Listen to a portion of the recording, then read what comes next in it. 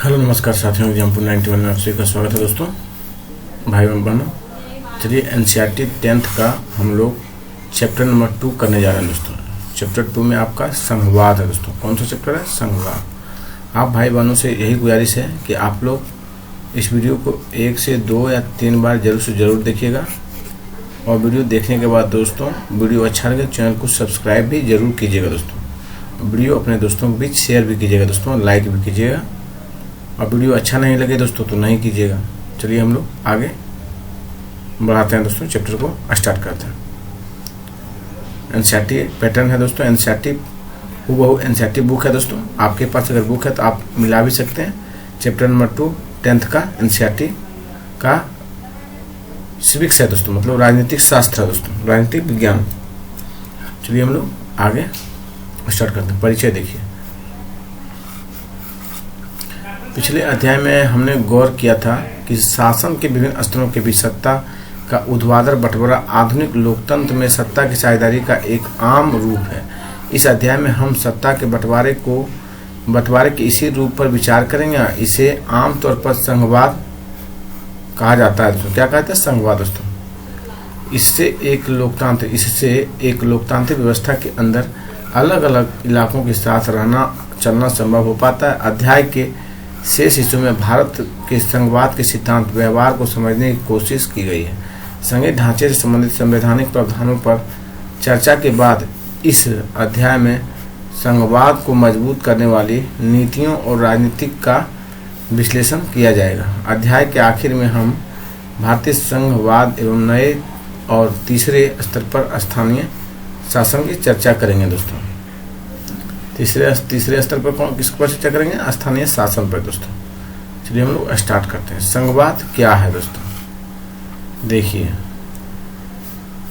संघवाद क्या है। चलिए थोड़ा हम लोग इसे जूम कर लेते हैं, जो कि आपको दिखने में सहूलियत हो दोस्तों।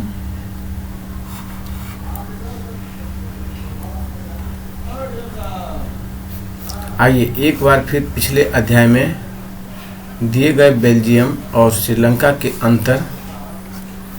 अंतर पर गौर करेंगे। आपको याद होगा कि बेल्जियम के संविधान में जो प्रमुख बदलाव किए गए उनमें केंद्रीय सरकार की शक्ति में कमी करना भी एक था, और ये अधिकार प्रांतीय सरकारों को दिए गए। बेल्जियम में उससे पहले भी प्रांतीय सरकारें थी, तब भी उनकी अपनी भूमिका थी दोस्तों, अपने अधिकार थे, पर ये अधिकार उनको केंद्र द्वारा दिए गए थे। किसके द्वारा दिया गया था दोस्तों? केंद्र के द्वारा दिया गया था, और इन्हें केंद्रीय सरकार वापस भी ले सकती है दोस्तों। सन 1993 में कुछ बदलाव हुए और प्रांतीय सरकारों को कुछ संवैधानिक अधिकार, प्रांतीय मतलब दोस्तों राज्य की सरकारों को कुछ संवैधानिक अधिकार दिए गए।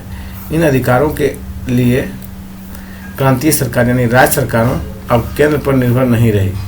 इस प्रकार बेल्जियम में एकात्मक शासन की जगह संघीय शासन प्रणाली अपना लिया गया दोस्तों। एकात्मक की जगह किसे अपना लिया गया? संघीय शासन प्रणाली को दोस्तों। श्रीलंका में व्यवहारिक रूप से अभी भी एकात्मक शासन व्यवस्था है। श्रीलंका में कैसा है दोस्तों? एकात्मक शासन व्यवस्था। कैसा? एकात्मक, जिसमें केंद्रीय सरकार के पास ही सारे अधिकार हैं। श्रीलंका में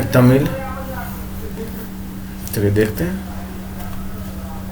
तमिल नेता चाहते थे कि देश में सच्चे अर्थों में संघीय शासन व्यवस्था कायम हो, और संघीय शासन व्यवस्था में सर्वोच्च सत्ता केंद्रीय प्राधिकार और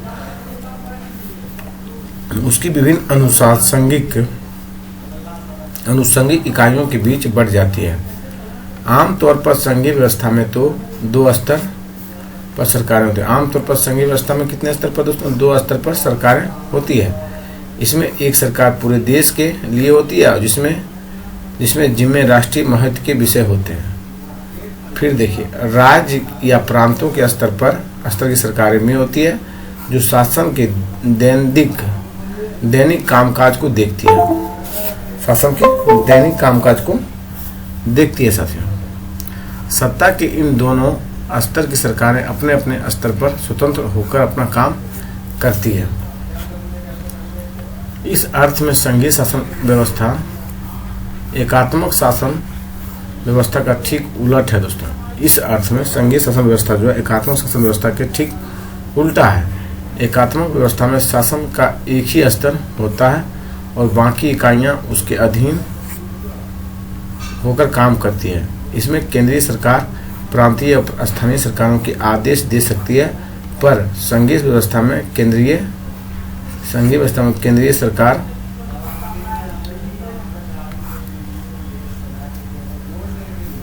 सरकार राज्य सरकार को कुछ खास करने का आदेश नहीं दे सकती है। राज्य सरकारों के पास अपनी शक्तियां होती है और इसके लिए वह केंद्रीय सरकार को जवाबदेह नहीं होती है। दोस्तों, ये दोनों ही सरकारें अपने अपने स्तर पर लोगों को जवाबदेह होती है।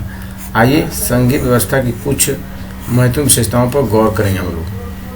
चलिए पॉइंट देखिए, थोड़ा पेन को हम चेंज करते हैं। चलिए, यहाँ सरकार 2 या अधिक स्तरों वाली होती है। दोस्तों, संघीय व्यवस्था पर हम लोग चर्चा करें, ध्यान दीजिएगा।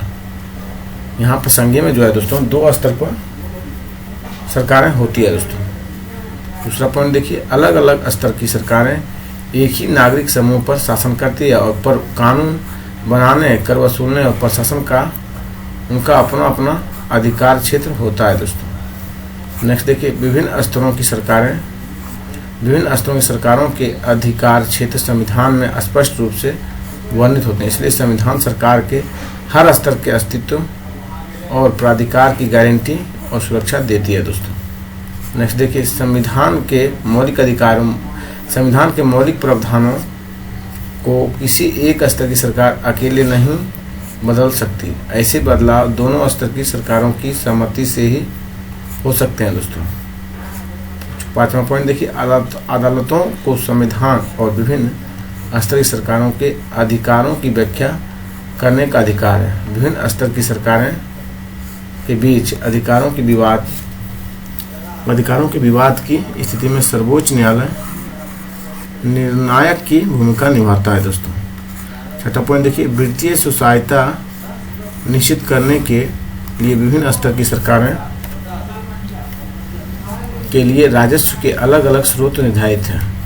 7वां पॉइंट देखिए, इस प्रकार संघीय शासन व्यवस्था के दोहरे उद्देश्य देश की एकता की संपर्क को सुरक्षा करना, उसे बढ़ावा देना और इसके साथ ही क्षेत्रीय विविधताओं का पूरा सम्मान करना। इस कारण संघीय व्यवस्था के गठन और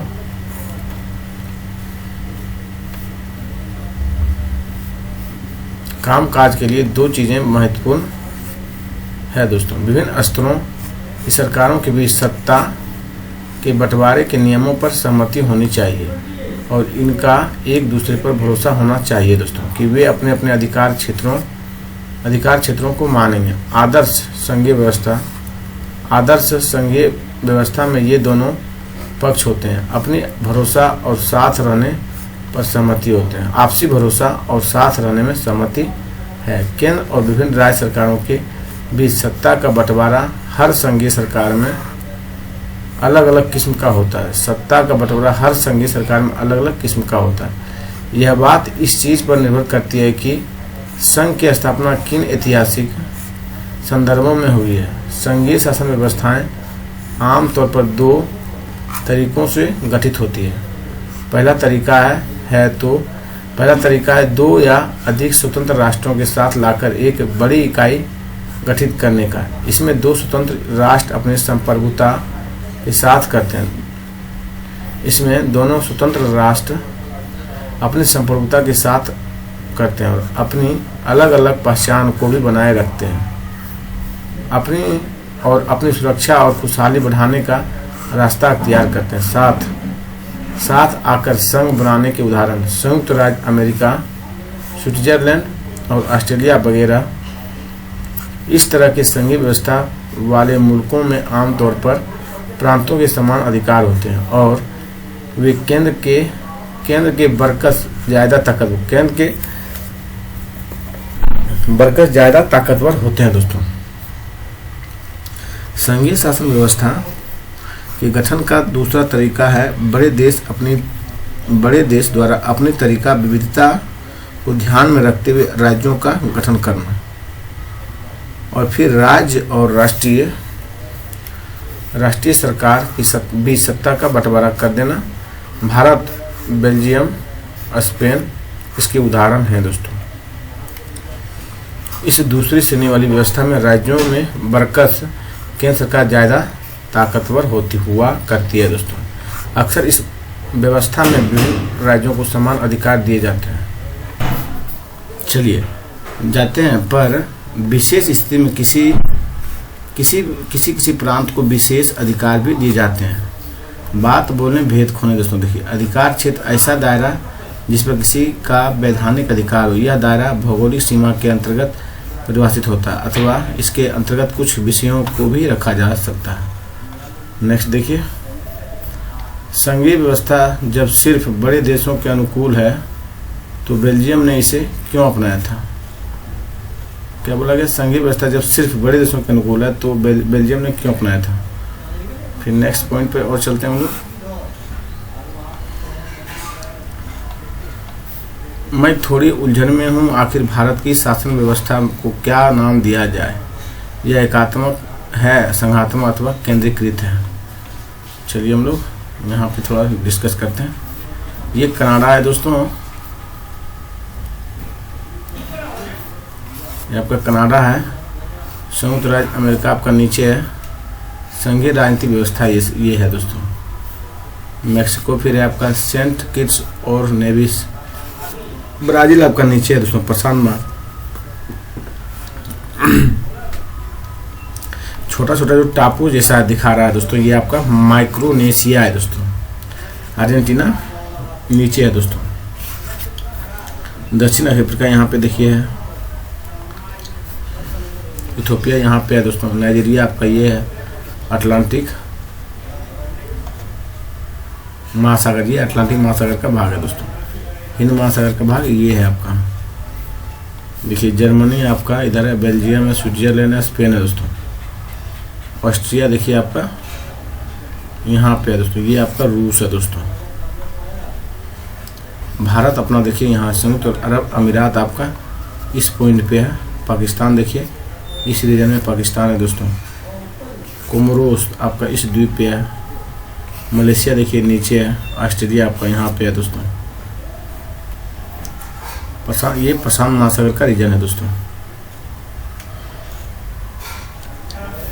मॉन्ट्रियल और Kingston handbook of on federal country 2002, Mexican क्विच universities press 2002 में ये छपा था दोस्तों।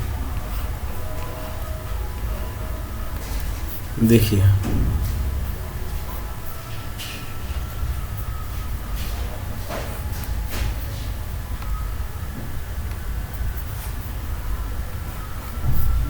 हालांकि दुनिया में 193 देशों में से केवल 25 संघीय शासन व्यवस्था है। 25 में संघीय शासन व्यवस्था है दोस्तों, केवल 25 में। लेकिन इन देशों ने दुनिया की 40% जनसंख्या रहती है। दुनिया के अधिकतर बड़े देश संघीय हैं। क्या आप इस मानचित्र में इस नियम के अपूर्व ढूंढ सकते हैं? चलिए हम लोग आगे चलते हैं दोस्तों।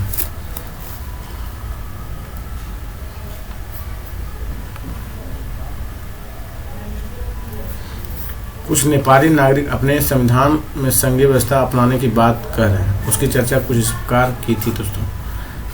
खगराज नाम का व्यक्ति था। मुझे संघीय व्यवस्था पसंद नहीं है। इससे भारत की तरह हमारे यहाँ भी सीटों को आरक्षित करना पड़ेगा। फिर देखिए, मीता नाम की जो लड़की है वो बोलती है हमारे देश तो कोई बड़ा नहीं है, हमें संघ की क्या जरूरत है। बाबूलाल बोलता है तो मुझे लगता है कि अगर तराई क्षेत्र की अपनी अलग राज्य सरकार बने तो क्षेत्र में ज़्यादा सोसायत मिल सकेगी।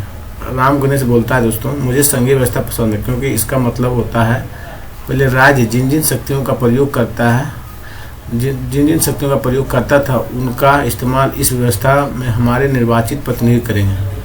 अगर आप इस चर्चा में शामिल होते तो प्रत्येक टिप्पणी पर आपकी क्या प्रतिक्रिया होती? किसने संघीय व्यवस्था को लेकर गलत टिप्पणी की है? चलिए नीचे हम लोग देखते हैं संघीय व्यवस्था मतलब पूरा डिटेल क्या होता है दोस्तों।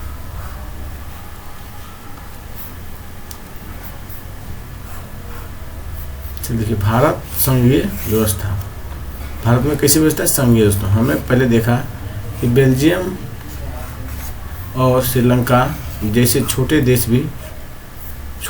देशों को भी अपने यहाँ की विविधता को संभालने में बड़ी मुश्किलें आती है। सोचिए भारत जैसा विशाल मुल्क में यह काम कितना मुश्किल होगा।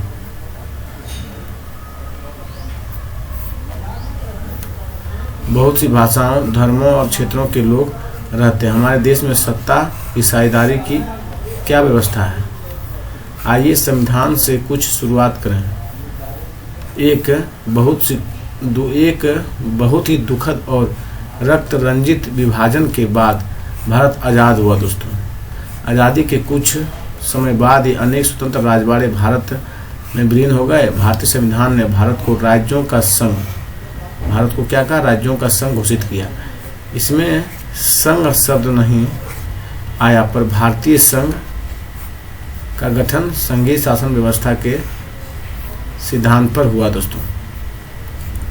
आइए हमने ऊपरी संघीय व्यवस्था की जिन 7 विशेषताओं का जिक्र किया था उन्हें फिर से देख लें। हम देख सकते हैं कि ये सभी बातें भारतीय संविधान के विभिन्न प्रावधानों पर लागू होती है। संविधान ने मौलिक रूप से 2 स्तरीय शासन व्यवस्था का प्रावधान किया था।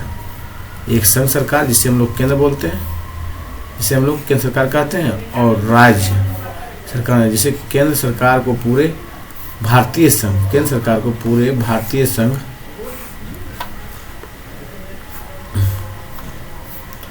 का प्रतिनिधित्व करना था। बाद में पंचायतों और नगर पालिकाओं के रूप में संघीय शासन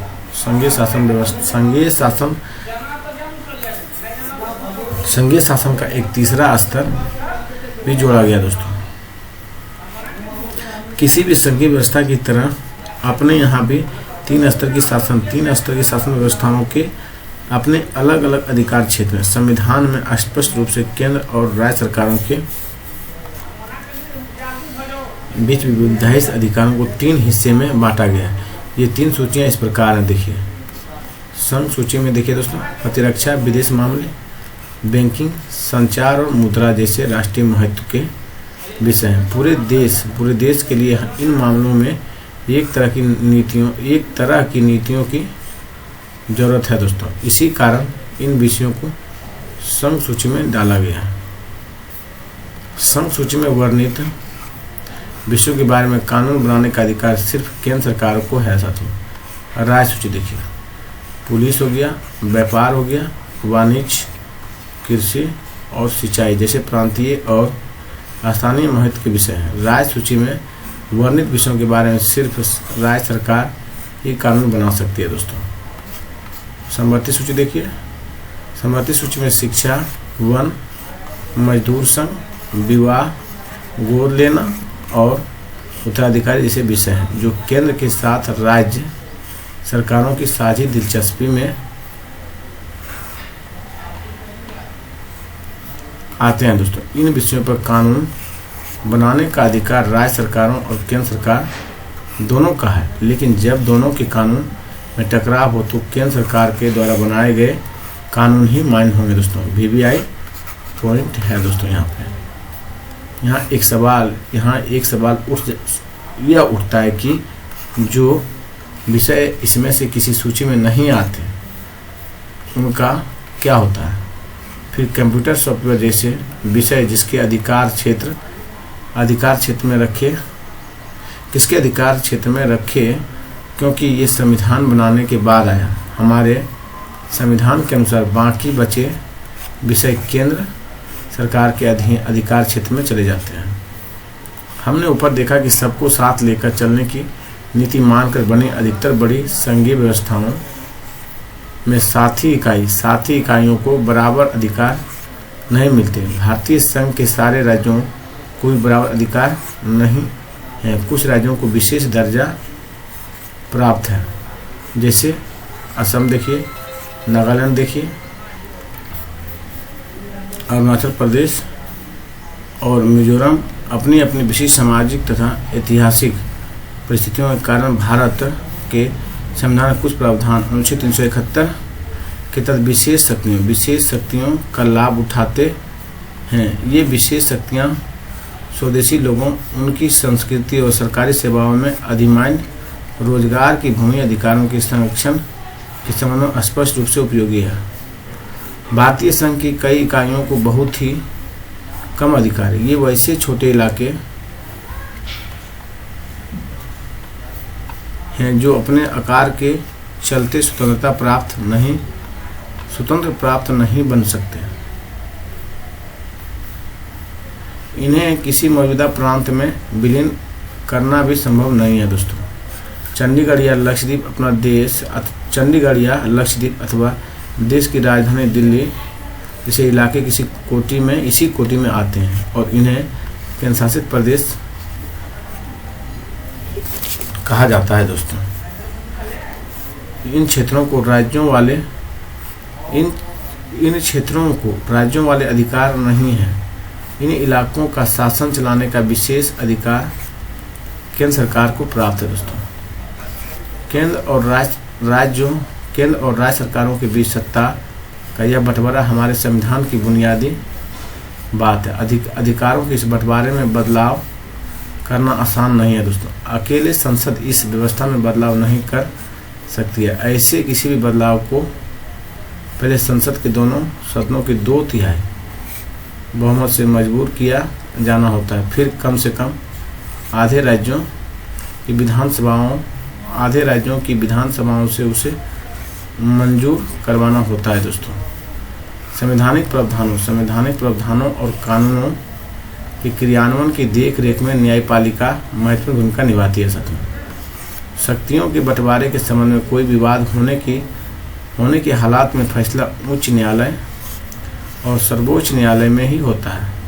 सरकार चलाने और अपनी जिम्मेदारियों का निर्वाह करने के लिए जरूरी राजस्व की उगाही के संबंध में केंद्र और राज्य सरकारों को कर लगाने और संसाधन जमा करने का अधिकार है दोस्तों। चलिए हम लोग आगे चलते हैं।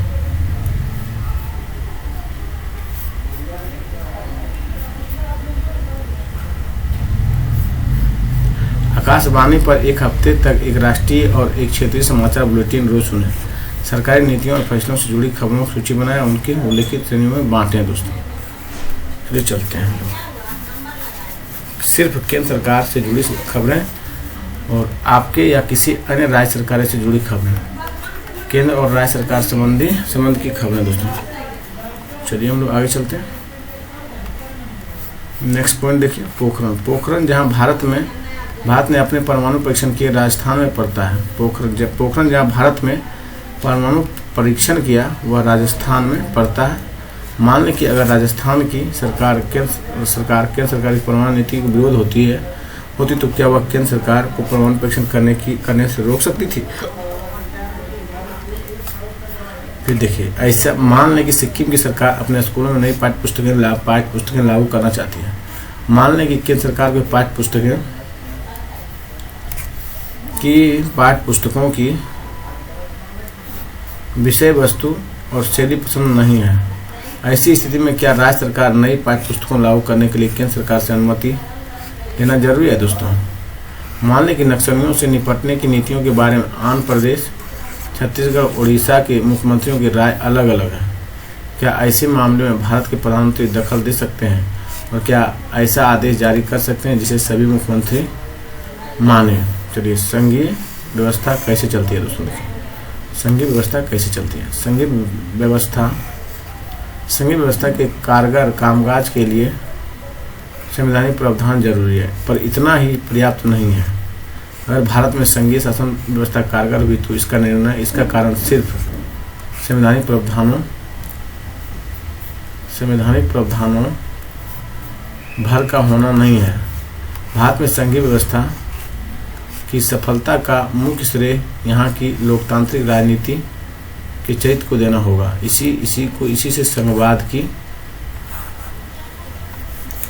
चलिए देखते हैं सन 1947 का भारत दोस्तों। देखिए फिगर में आप लोग तिब्बत देखिए, ये क्षेत्र तिब्बत का है और ये आपका अफगानिस्तान का क्षेत्र है दोस्तों। 1947 का ये मैप है, ये अफगानिस्तान का क्षेत्र है दोस्तों और ये आपका पश्चिम पाकिस्तान है दोस्तों, ये पाकिस्तान का क्षेत्र है।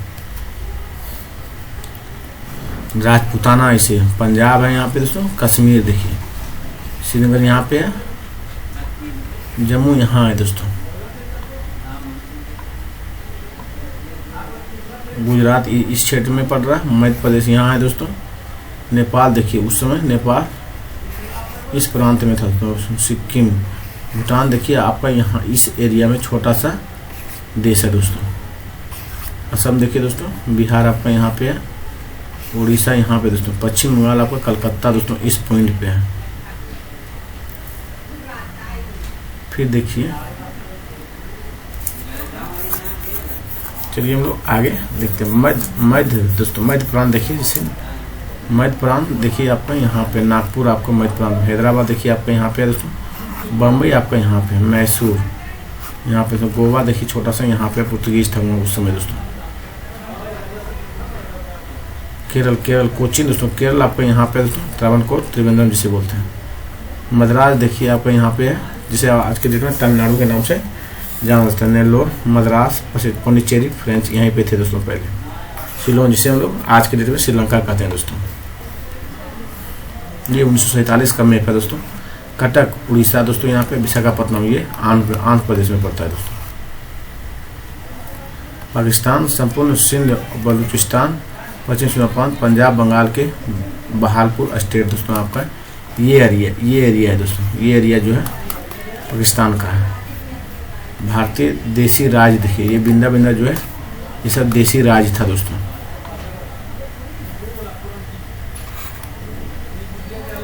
चीन देखिए आपका इस क्षेत्र में था दोस्तों। चीन का भूभाग इधर है दोस्तों, चीन का ये क्षेत्र था दोस्तों। बर्मा देखिए आपको यहाँ, जिसे हम लोग म्यांमार कहते हैं, ये बर्मा उस समय था दोस्तों। सियाम इधर है दोस्तों। चलिए हम लोग आगे चलते हैं दोस्तों। भावना विविधता का आदर और संग साथ रहने की इच्छा का हमारे देश की साझा आदर्श के रूप में स्थापित होना सुनिश्चित हुआ दोस्तों। आइए कुछ प्रमुख बातों पर गौर करें, जिसमें पता चलता है कि यह काम किस तरह हो पाया है। भाषाई राज देखिए, भाषा के आधार पर प्रांतों का गठन हमारे देश की लोकतांत्रिक राजनीति के लिए पहली और एक कठिन परीक्षा थी। भारत ने सन 1947 में लोकतंत्र की राह पर अपनी जीवन यात्रा शुरू की थी। उस वक्त से लेकर सन 2019 तक अगर आप राजनीतिक मानचित्र देखें तो इस अवधि में आए बदलावों को देखकर एक बारगी आप आश्चर्यचकित रह जाएंगे। अनेक पुराने प्रांत गायब हो गए और कई नए प्रांत बनाए गए। कई प्रांतों की सीमाएं, क्षेत्र और नाम बदल दिए गए दोस्तों। चलिए हम लोग नेक्स्ट देखते हैं। नए राज्यों को बनाने के लिए 1950 के दशक में भारत कई पुराने राज्यों की सीमाएं बदली। ऐसा यह सुनिश्चित करने के लिए किया गया कि एक भाषा बोलने वाले लोग एक राज्य में आ जाएं। इसके बाद कुछ अन्य राज्यों का गठन भाषा के आधार पर नहीं, बल्कि सांस्कृतिक और भूगोल अथवा जनजातीय एथनिसिटी की भिन्नताओं को रेखांकित करने और उन्हें आदर देने के लिए भी किया गया था दोस्तों। इनमें नागालैंड, उत्तराखंड और झारखंड जैसे राज्य शामिल थे। जब एक भाषा के आधार पर राज्यों के गठन की बात उठी तो कई राष्ट्रीय नेताओं को डर था कि इससे देश टूट जाएगा। केंद्र सरकार ने इसी के चलते राज्यों का पुनर्गठन कुछ समय के लिए टाल दिया था। पर हमारा अनुभव बताता है कि भाषावार राज्य बनाने से देश ज़्यादा एकीकृत और मजबूत हुआ। इससे प्रशासन भी पिछले की अपेक्षा कहीं ज़्यादा सुविधाजनक हो गया दोस्तों।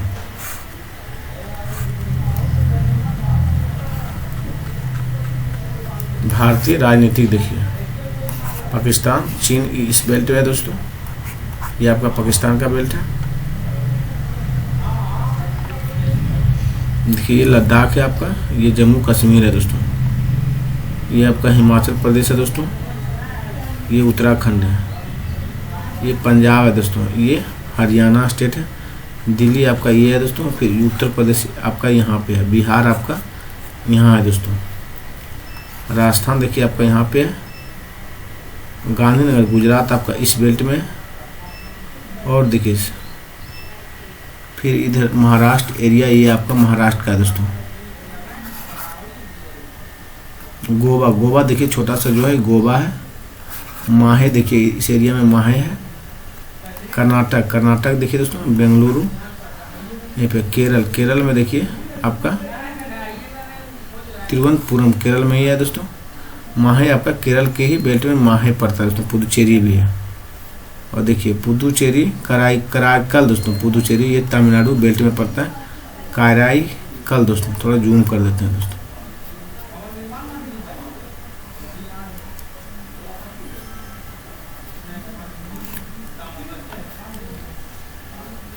पुदुचेरी देखिए आपका तमिलनाडु एरिया पर, चेन्नई भी दोस्तों आपका तमिलनाडु के बेल्ट में, आंध्र प्रदेश में देखिए आपका यनम है पुदुचेरी आंध्र प्रदेश में दोस्तों, तेलंगाना हैदराबाद आपके यहाँ पे पड़, उड़ीसा देखिए आपका भुवनेश्वर यहाँ है दोस्तों,